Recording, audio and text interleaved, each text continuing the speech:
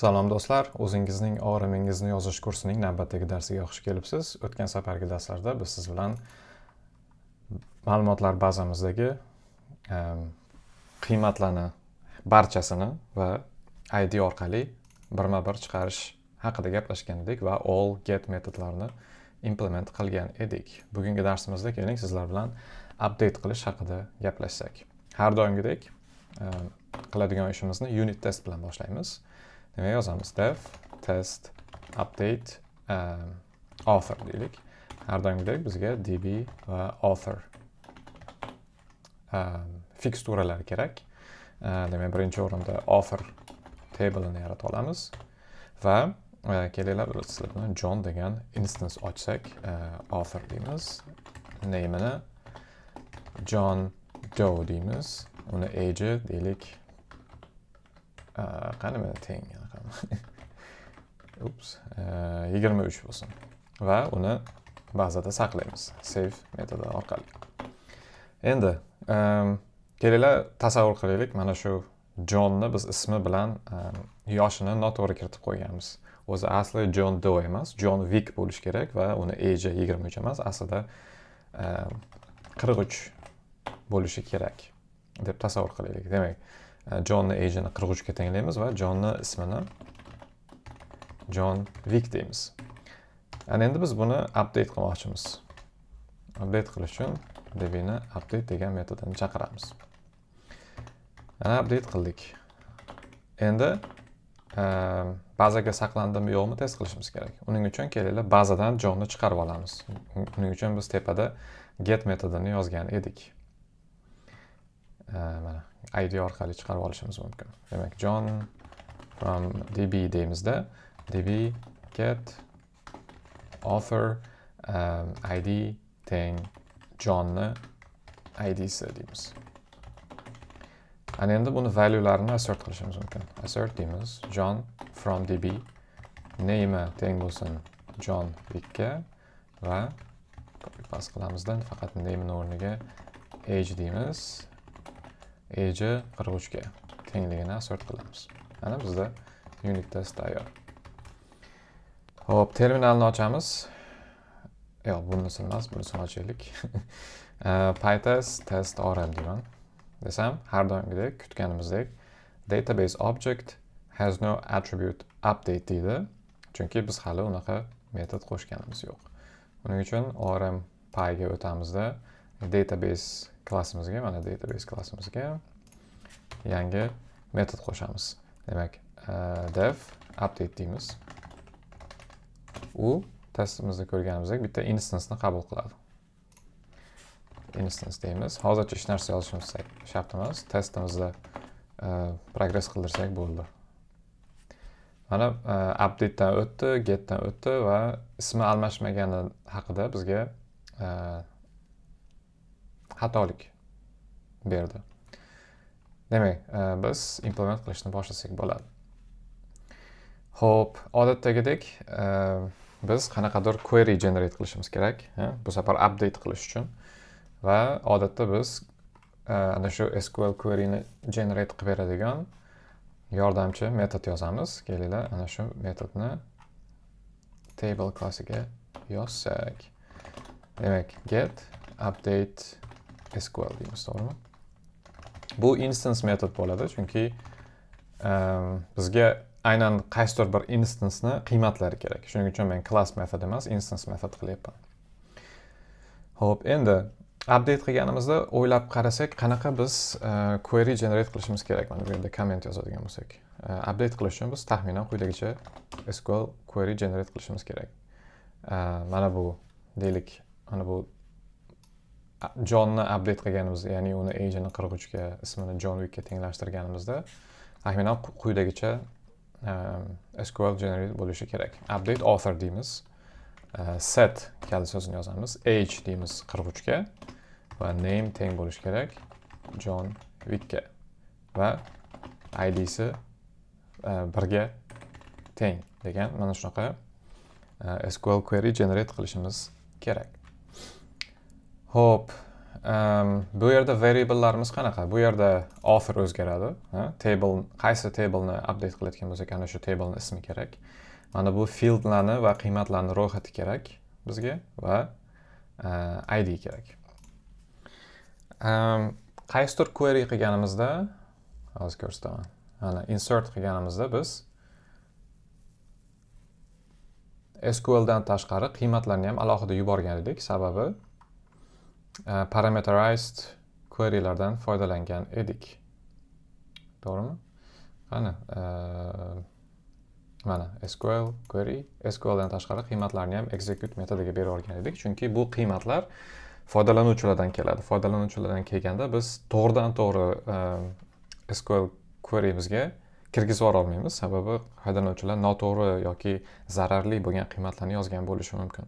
Shuning uchun biz Pythondagi o'sha SQLite kutubxonasiga tozala degan ma'noda qiymatlarni parametrlar sifatida jo'natib yuboramiz va ular o'sha execute'ga ham SQL query'ni ham parametrlarni berib yuborsak, o'zi tozalab, zararsiz qilib query'ni bajaradi. Shuning uchun ham bu metodimizda getUpdateSQLda SQL query'ni va unga qo'shimcha qilib value'larni ham ro'yxatini qaytarib yuborishimiz kerak. Demak, odatdagidek yozamiz. Demak, update SQL update table'ning ismi, set, undan keyin fieldlarni ro'yxati, to'g'rimi? Where ID teng so'roq deymiz. Hop. Endi fieldlarni nima deydi? Listini ochamiz va qiymatlarni listini ochamiz. Endi for loop ochib, bu klassning nima deydi? Propertylarni ustidan yurg'izib chiqamizda va qiymatlarini values degan listga va propertylarni ismlarini columnlarni ismlarini fields degan listga kirgizib boramiz. Bu narsa bizga oldindan tanish nima deydi? Katta yangilik yo'q. Demak, for name call inspect deyman. Get members. Bizga class kerak. Classni biz self underscore classdan olishimiz mumkin va yozamiz. Agar bu fieldimiz, ya'ni bu columnimiz, bu yerda columnimiz column classini instance bo'lsa, demak fieldsga append qilamiz name'ni va valuesga append qilamiz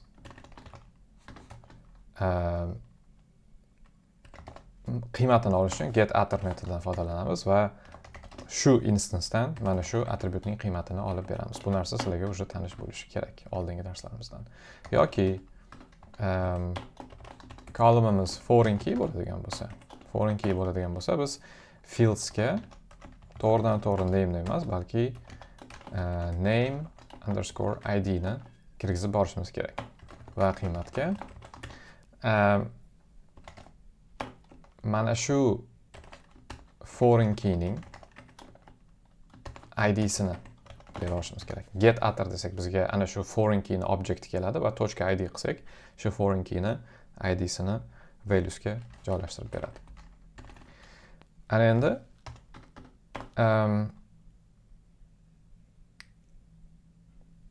biz valuesga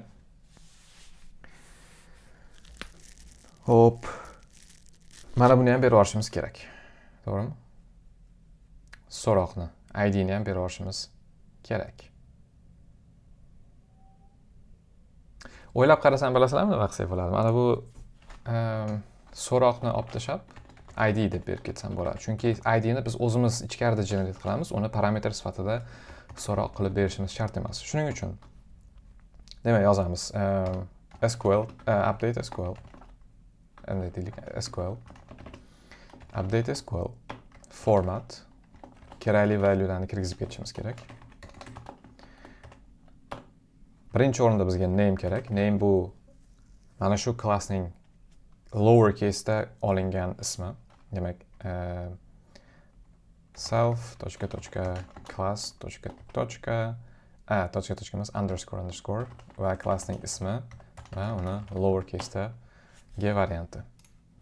Endi bizga fields kerak.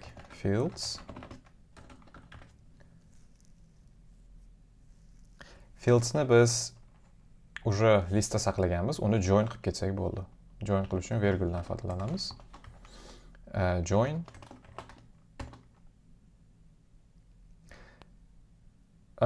join qilishimizdan oldin yana bitta ish qilishimiz kerak. Bizda fieldsda faqat mana bu qismlar bor xolos. Age bor, name bor. Biz mana bu value'lar uchun so'roq belgisini ham qo'shib ketishimiz kerak. Uning uchun list comprehensiondan foydalanamiz va yozamiz. Demak, birinchi for loop ochaylik. For field in fields. For field in fields. U nima bo'lishi kerak? Field teng so'roq bo'lishi kerak. Har bitta field uchun. To'g'rimi? Ana endi mana shu SQLni va value'larni ro'yxatini return qilishimiz mumkin. Hop, mana bu kommentni o'chirib tashlayman. Ana endi testimizni yurgizadigan bo'lsam, yana yiqilish kerak, sababi hali biz uni execute qilayotganimiz yo'q. Mana bu update SQLimizni. Shunga SQL metodiga o'taman va birinchi o'rinda SQL va value'larni olaman. Instance get update SQL deyman va connection variabledan foydalanib execute metodini chaqiraman. Unga SQL va qiymatlarning ro'yxatini berib yuboraman. Value emas, values bo'lish kerak. Va bu narsa ma'lumotlar bazasiga o'zgarish kiritayotgani uchun create ga o'xshab commitni chaqirib qo'yishim kerak. Chunki bu narsa transactionda bo'ladi va nimadir bo'lib qolsa rollback bo'lib ketmasligi uchun commitni chaqirib qo'yishim kerak. Ana, endi testlarimizni yurgizadigan bo'lsam, key error ID degan xatoni beryapti. Qayerda xato qildik? ID ni esimizdan chiqaribmiz. ID ni chunki biz parametr sifatida stringga bergan edik. ID ni ham mana bu yerda ID teng self.id deb qo'shib ketsak bo'ladi. Testimizni yurgizadigan bo'lsam, qayerdadir stringda xato qilibmiz shekilli. Mana bu yerda tochka virguldan qolib ketibdi.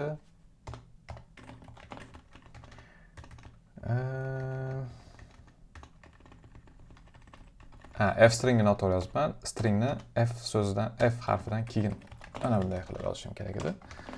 Va testni yurgizamiz. Ana testimiz o'tayotganini ko'rishingiz mumkin. Demak, update metodini ham ishlatadigan qildik. Menimcha bu darsimiz uchun yetadi. Mana bu narsa sizlarga уже tanish bo'lishi kerak. Hammasini oldin qilganmiz. SQL ni birinchi variablelardan foydalanib yoza olamiz. Keyin columnlardan for loop orqali bir qator o'tib chiqib, kerakli ma'lumotlarni kerakli listlarga tiqib, oxirida SQL ni format qilamiz va execute qilish uchun kerakli bo'lgan SQL query va qo'shimchasiga qanaqadir qiymatlarni return qilib, qaytarilgan qiymatlarni tepadagi database klassimizdagi birorta metodda chiqarib olib, execute ni chaqirib, kerak bo'lganda commit qilib qo'yish orqali ishlarimizni bajarib kelganmiz shu paytgacha. Shuning uchun bu narsa sizlar uchun yangilik bo'lmasligi kerak. Update'imiz ham bitdi. Keyingi darsda menimcha delete ni qilsak kerak birgalashib. Hozircha e'tiboringiz uchun rahmat. Keyingi darsda ko'rishguncha.